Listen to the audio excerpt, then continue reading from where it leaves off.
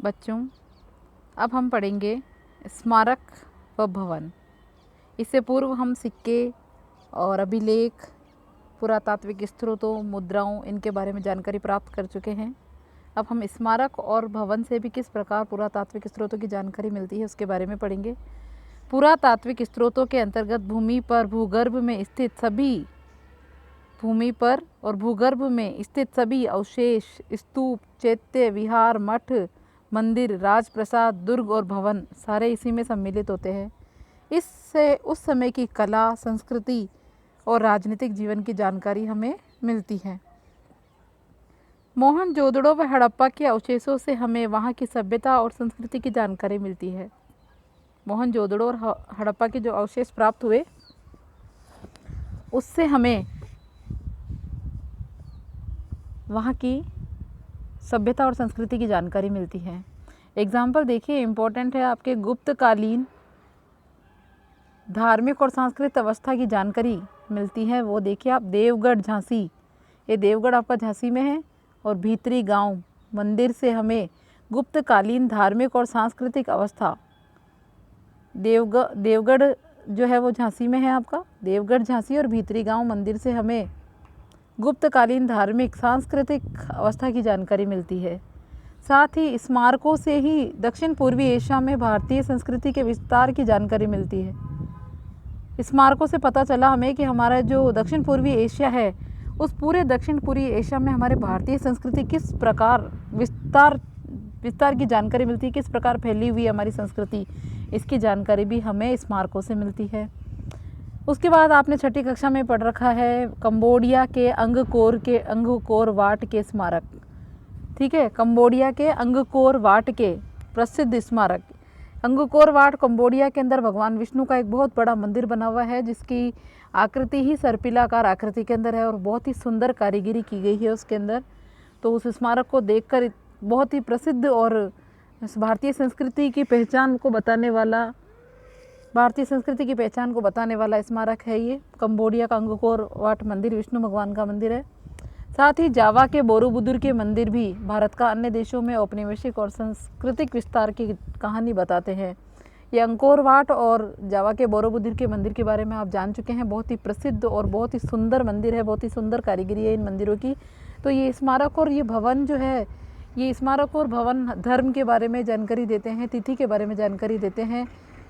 तो इस प्रकार इनका पता चलता है, संस्कृति का पता चलता है कि कितनी संस्कृति भारत की फैली हुई है दक्षिण पूर्वी एशिया से। ठीक है, आगे देखिए, मूर्तियों और शैल चित्रकला और अन्य कलाकृतियों से कैसे पुरातात्विक स्रोतों की जानकारी मिलती है।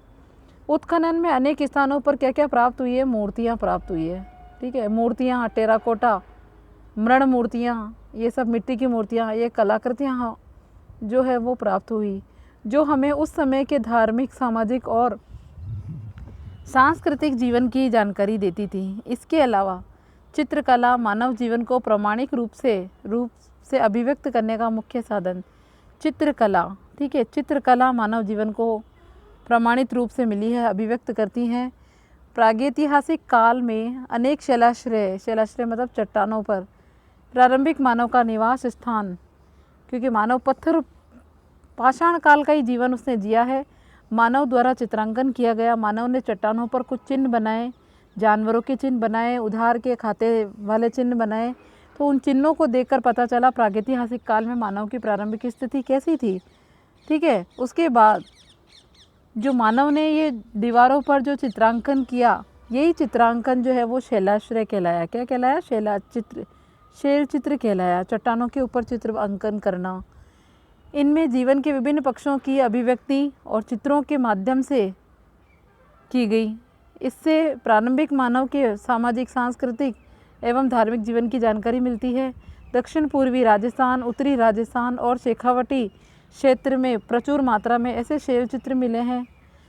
एग्जाम्पल के जैसे देखिए, मध्य प्रदेश का भीमबेटका, ये शैल चित्र है भीमबेटका में। यहाँ पर एमपी के अंदर है भीमबेटका नाम की जगह पर, गुफाओं में, और यहाँ से भी कुछ शैल चित्र मिले हैं।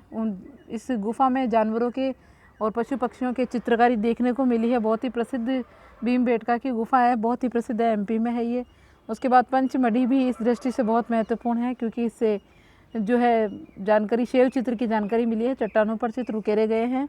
उसके बाद अजंता एलोरा की गुफा एमपी, अजंता एलोरा की गुफा महाराष्ट्र। अजंता की चित्र राशि, दुर्गों और महलों के भित्ति चित्र भी प्राचीन भारतीय इतिहास को व्यक्त करते हैं। ठीक है, तो इस प्रकार मूर्तियों, शैव चित्रों आदि अन्य जानकारी से पता चला है। ठीक है, जानकारी से पता चला है। अब हम इसके अंदर पढ़ेंगे वैभवशाली भारत की उपलब्धि।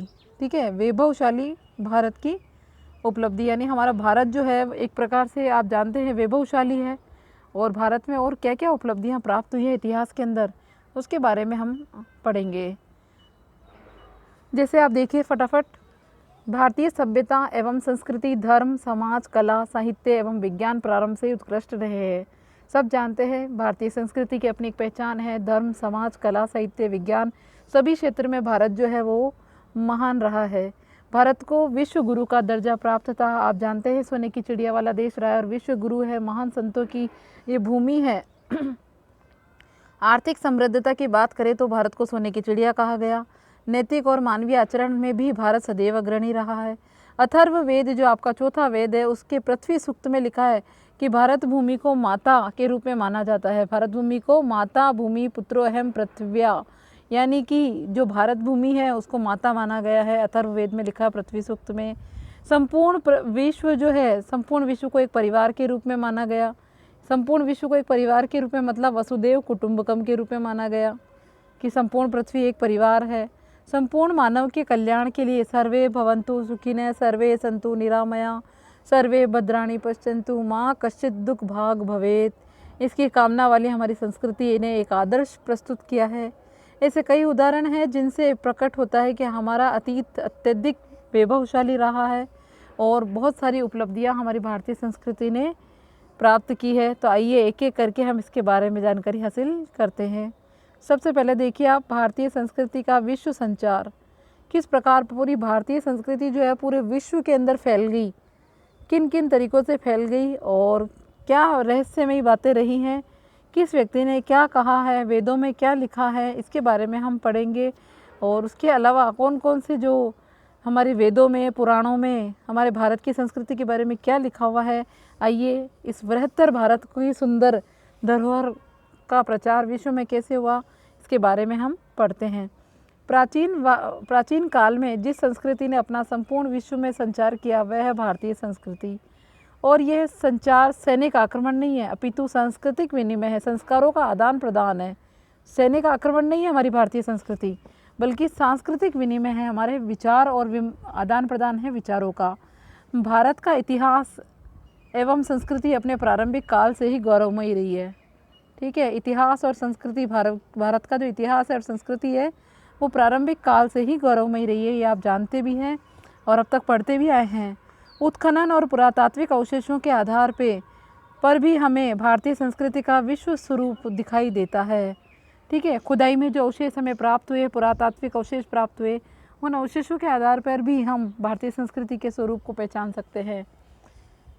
ठीक है, आगे देखिए, चीन की दीवार के उत्तरी दरवाजे पर लिखा है, संस्कृत भाषा में आज भी लिखा हुआ है। क्या लिखा है, इम्पोर्टेंट फैक्ट है। चीन की दीवार के उत्तरी दरवाजे पर आज भी संस्कृत भाषा में उल्लेख है। क्या उल्लेख लिखा हुआ है कि यक्षों के द्वारा परमेश्वर हमारी रक्षा करे। चीन की दीवार के उत्तरी दरवाजे पर संस्कृत भाषा में आज भी लिखा हुआ है। क्या लिखा है, यक्षों के द्वारा परमेश्वर हमारी रक्षा करे। ठीक है, भारतीय संस्कृति एवं भारतीय इतिहास की श्रेष्ठता का उल्लेख भारतीय ग्रंथों में ही नहीं बल्कि पश्चिमी इतिहासकारों और विद्वानों ने भी भारतीय संस्कृति की श्रेष्ठता के उद्गार प्रकट किए। एक इतिहासकार है जिनका नाम है मयूर। मयूर क्या कहता है, मयूर कहता है कि भारत के प्राकृतिक सौंदर्य की भव्यता, विविधता, वनस्पतियों के उत्पादन की समूची दुनिया में बराबरी कहीं नहीं हो सकती है। इसने कहा कि भारत की प्राकृतिक सुंदरता, भव्यता, विविधता और वनस्पतियों का उत्पादन पूरी दुनिया में इसकी बराबरी पूरी दुनिया में कोई भी भारत की बराबरी नहीं कर सकता, ये मयूर ने कहा। उसके बाद सर वॉल्टर रेले ने लिखा है। वॉल्टर रेले क्या कहता है, सर वोल्टर रेले ने कहा कि प्रथम मानव प्राणी का निर्माण भारत खंड में हुआ। प्रथम मानव प्राणी का निर्माण कहाँ पर हुआ? भारत खंड में हुआ। उसके बाद कर्नल ओलकॉट ने मानव संस्कृति का उद्गम स्थल भारतवर्ष को माना। जब फ्रांसीसी दार्शनिक वोल्टेयर को ऋग्वेद की फ्रांसीसी दार्शनिक है वोल्टेयर को ऋग्वेद की एक कॉपी दी गई, एक प्रति भेंट की गई, तब उनके उद्गार थे। उन्होंने क्या कहा वोल्टेयर ने? उन्होंने कहा कि ये देन इतनी अमूल्य है। उसको जब ऋग्वेद की एक प्रति दी गई, एक बुक की फोटोकॉपी दी गई, बुक दी गई, तो उसने कहा कि ये देन, ये जो ऋग्वेद की प्रति है, ये देन उसके लिए अमूल्य है। और उसके बाद राष्ट्र सदैव पूर्व के प्रति, राष्ट्र जो है वो सदैव पूर्व के प्रति ऋणी रहेंगे। इसके बाद एक और है मैक्स मुलर ने क्या कहा? यदि कोई मुझसे पूछे कि मानव अंतःकरण और बुद्धि की परिपूर्ण व शक्ति किस देश में अधिक चरम सीमा तक पहुंची है, संसार के गूढ़तम रहस्यों का विश्लेषण किस देश में हुआ है, और प्लेटो केंट आदि दर्शन के अध्ययन के बाद भी योग्य विषय किस देश में सुलझाए गए हैं, तो मैं त्रिवार उत्तर दूंगा हिंदुस्तान में। मतलब इसने हिंदुस्तान के ऊपर गर्व करने के लिए इसने कहा।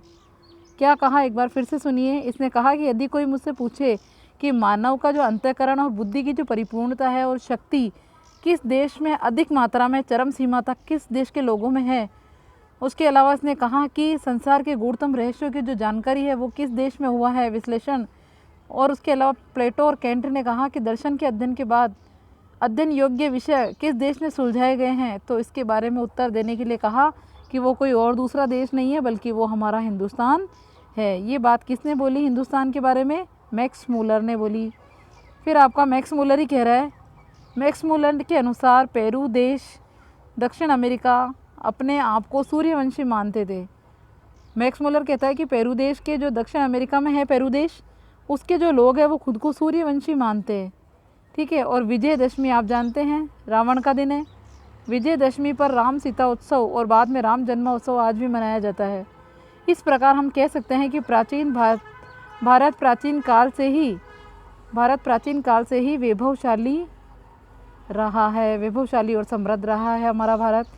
उसके बाद आपका फैक्ट है, ध्यान दीजिए फैक्ट क्या है? अग्नि पुराण में लिखा हुआ है। क्या लिखा हुआ है अग्नि पुराण में? 18 पुराण है हमारे, जिसमें से विष्णु पुराण के बाद अग्नि पुराण है। अग्नि पुराण में लिखा है कि भारत जो है वो जम्बू द्वीप है। अग्नि पुराण में भारत को जम्बू द्वीप कहा गया। ठीक है। समुद्री पार के भारतीय प्रदेशों को द्वीपांतर कहा जाता था। समुद्री पार के भारतीय प्रदेशों को द्वीपांतर कहा जाता था। इनमें 9 द्वीप थे। ये जो समुद्री पार के भारतीय प्रदेशों को क्या कहा गया? द्वीपांतर। और इनमें 9 द्वीप थे। ठीक है। कौन कौन से 9 द्वीप थे वो भी देख लीजिए आप। 9 द्वीप या 9 द्वीप एक ही बात है। समुद्री पार के भारतीय प्रदेशों को द्वीप माना गया, द्वीपांतर माना गया। इसमें कौन कौन से द्वीप है? सबसे पहले देखिए आप, भारतीय संस्कृति में जावा द्वीप, सुमात्रा, मलाया, जावा, सुमात्रा, मलाया, कंबुज, शाम, चंपा, बर्मा, लंका आदि ये द्वीप हैं। 9 द्वीप हैं ये, और ये समुद्री पार इलाकों में ही मिले हैं। यूरोपीय विद्वान सिल्वेन लेवी ने क्या कहा है? यूरोपीय विद्वान सिल्वेन लेवी ने कहा है, भारतीय द्वीप समूह शब्द का प्रयोग इसने किया। सिल्वेन लेवी ने भारतीय द्वीप समूह शब्द का प्रयोग किया कि भारतीय द्वीप समूह है ये जो हमने पढ़ा है, जावा, सुमात्रा, मलाया, कंबुज, शाम, चंपा और बर्मा, लंका, ये जो द्वीप है 9 द्वीप, ये 9 द्वीप नहीं है, ये भारतीय द्वीप समूह है। ये भारतीय द्वीप समूह किसने बोला? सिल्वेन लेवी ने बोला। ठीक है। अरबी भूगोलविता मसूदी भी इसके बारे में कुछ जानकारी दे रहा है। वो कहता है कि प्राचीन काल में भारत जो है वो भूमि और समुद्र दोनों पर फैला हुआ है। ये बात हमें मसूदी ने बताई। उसकी सीमा जाबाक, यानी जाबाक का मतलब है सुमात्रा और जावा तक फैली हुई है। इस प्रकार के सांस्कृतिक भारत की सीमाएं अफगानिस्तान से लेकर संपूर्ण दक्षिण पूर्वी एशिया में फैली हुई थी। शक्तिशाली जलयानों में बैठकर हमारे जो भारतीय हैं, आप देख लेना, भारतीय संस्कृति जो है वो अफ़गानिस्तान से लेकर, कहाँ से? अफ़गानिस्तान ऊपर उत्तर में, अफ़गानिस्तान से लेकर संपूर्ण दक्षिण पूर्वी एशिया में भारतीय संस्कृति फैली हुई है। शक्तिशाली जलयानों में बैठकर भारतीय ब्रह्मदेश, शाम, इंडोनेशिया, मलेशिया और Australia, Borneo, Philippines, Japan, Borneo तक पहुँचे और वहाँ अपना राजनीतिक सामर्थ्य स्थापित किया। प्रशांत महासागर के द्वीप से ऐसे ही अन्य नाविक और पर्यटक मध्य अमेरिका के मैक्सिको, होंडुरास, दक्षिण अमेरिका के पेरू और बोलीविया, चिली, ये सब दक्षिण अमेरिका में आते हैं, चिली, बोलीविया, ठीक है। इन स्थानों पर नाविक लोग जो है जलयानों में बैठ करके पहुँचे यात्रा करने के लिए और वहाँ पर ही उन्होंने अपना निवास बना लिए। तो इस प्रकार भारतीय संस्कृति जहाँ जहाँ ये लोग घूमते रहे वहाँ वहाँ भारतीय संस्कृति पहुँचती रही। इसी प्रकार पश्चिमी भारत के बंदरगाहों से द्रविड़ पर्यटक नाविक सोमालीलैंड से लेकर दक्षिण अफ्रीका तक समस्त पूर्वी समुद्र तट पर जगह जगह अपने वास स्थल स्थापित करने में सफल हुए। भारतीय शूरवीरों की एक शाखा हिमालय पर्वत के उत्तर में पूर्व की ओर बढ़ी। भारतीय शूरवीरों की एक शाखा हिमालय पर्वत के उत्तर में पूर्व की ओर बढ़ी और इन्होंने दक्षिण रूस के विभिन्न राज्यों तिब्बत, मंगोलिया, सिक्कियान, उत्तरी चीन, मंचूरिया, साइबेरिया, चीन तक पहुंचकर भारतीय संस्कृति का प्रभाव निर्मित किया। भारतवासियों की एक शाखा उत्तर की ओर, उत्तर से पूर्व की ओर गई तो दूसरी शाखा पश्चिमी द्वार की ओर गई। जैसे गांधार, पर्शिया का नया नाम ईरान है, पर्शिया, इराक, ईरान और तुर्किस्तान, अरब, टर्की, दक्षिणी रूस, विभिन्न राज्यों और फिलिस्तीन पहुंचकर इन्होंने तो एक शाखा तो पूर्व की ओर गई, वहां जाकर अपनी संस्कृति को फैलाया और दूसरी शाखा पश्चिम से जो है ये इराक, ईरान, तुर्किस्तान, अरब, टर्की, दक्षिणी रूस, फिलिस्तीन पहुंचकर हमारी भारतीय संस्कृति को फैलाई। इस प्रकार भारत जो है आप ये समझिए कि भारत की जो स्थिति है वो बृहत्तर भारत की थी। आज आप जो मूल रूप से भारत देखते हैं ना वो भारत आज ऐसा है, लेकिन इससे पहले अगर आप देखें तो हमारा भारत बृहत्तर भारत रह चुका है, समृद्ध और शक्तिशाली भारत रह चुका है। हमारी संस्कृति पूरब और पश्चिम दोनों में फैल रखी है। दक्षिण पूर्वी एशिया में पूरी तरह से हमारा भारत जो है हमारी संस्कृति का प्रचार प्रसार होता आया है। आगे देखिए, इस प्रकार के सुसंस्कृत जन आर्य भारत से विश्व में विभिन्न देशों में जल और थल दोनों मार्गों से निकले और अपने अपने धर्म और संस्कृति सभ्यता का प्रचार किया। वहाँ के निवासियों का भारतीय संस्कृति से परिचय करवाया कि हमारी भारतीय संस्कृति आखिर कैसी है। भारत भूमि पुत्रों की है और प्राचीन काल से जिज्ञासा रही है कि सागर के उस पार क्या है। लोग जानना चाहते थे कि आखिर सागर के उस पार क्या है। उनकी इच्छा थी विश्व के सभी लोगों को सुसंस्कृत बनाया जाए। भारतीयों की सभी को श्रेष्ठ बनना होगा। हमारे प्राचीन ऋषियों के महान उद्घोष कृणवंतो विश्व मौर्यम के साथ भारतीय सागर पार करके गए और इनको वास्तविक स्वरूप प्रदान किया। कौंडिन्य नामक वीर ने फुनान संस्कृति का निर्माण किया। उसके अलावा कंबोडिया पहुंचा। चंपा और अनान ये महाजनपद है। चंपा और अनान, चंपा अंग की राजधानी है और अनाम के बलाढ्य हिंदू राज्य उदय हुए। सुमात्रा में श्री विजयम के वैभवपूर्ण साम्राज्य का उदय हुआ। अश्ववर्मन नामक साहसी वीर बोर्नियो पहुंचा और हमारे यहाँ के साहसी वीर अमेरिका तट तक पहुंच गए। इस प्रकार ये सब लोग अलग अलग तरीके से द्वीपों के अंदर जलयानों में बैठ कर भारतीय संस्कृति की ओर गए और भारतीय संस्कृति का प्रचार प्रसार किया। इन साहसी वीरों ने भारतीय दर्शन विज्ञान, ज्योतिष, गणित, स्थापत्य, युद्ध शास्त्र, नीति शास्त्र, संगीत, वैदिक ग्रंथों का विश्व में खूब प्रचार प्रसार किया। उसके अलावा आप देख सकते हैं इंडोनेशिया, कंबोडिया, इंडो चाइना और बोर्नियो से संस्कृत भाषा के सैकड़ों लेख मिले। इंडोनेशिया से, कंबोडिया से, इंडो चाइना से और बोर्नियो से संस्कृत भाषा के अनेक सैकड़ों लेख मिले। इससे पता चला कि भारतीयों ने अपनी संस्कृति का खूब प्रचार प्रसार संस्कृत भाषा में किया। जावा में आज भी शक काल गणना का प्रचलन है। जावा में आज भी, जावा द्वीप है, आपने ऊपर पढ़ रखा है, शक काल की गणना का प्रचलन जावा द्वीप से हुआ। यहाँ के शिव, विष्णु और बौद्ध मंदिर भारतीय संस्कृति का प्रचार हो चुका है। यहाँ पे जावा में बोरोबुद्दुर का जो प्रसिद्ध मंदिर है वो जावा के अंदर ही है। और उसके बाद आपके आते हैं अंगकोर वाट का भव्य शिल्प अजंता एलोरा की समानता के समान है, क्योंकि मैंने आपको बताया कंबोडिया में अंगकोर वाट का मंदिर है और विष्णु भगवान का मंदिर है और बहुत ही भव्य शिल्पकला है इसकी। ये शिल्पकला अजंता एलोरा की गुफाओं के समान बताई जाती है। उसके बाद चंपा, अनाम, पांडुरेग, इंदरपुर बाली, कलिंग जैसे नगरों के नाम, राम या राम वर्मा जैसे व्यक्तियों नाम भारतीय परंपरा से अटूट संबंध बताते हैं। इन देशों का रहन सहन, परंपरा, पूजा की पद्धति, शास्त्र विधि, नीति कल्पना, आचार व्यवहार, परंपरा, रहन सहन, ये सब में भारतीय संस्कृति की झलक देखने को मिलती है। तो इस प्रकार हमारी भारतीय संस्कृति जो है वो पूरे विश्व के अंदर फैल चुकी है। ठीक है, पूरे विश्व में हमारी भारतीय संस्कृति फैली हुई है।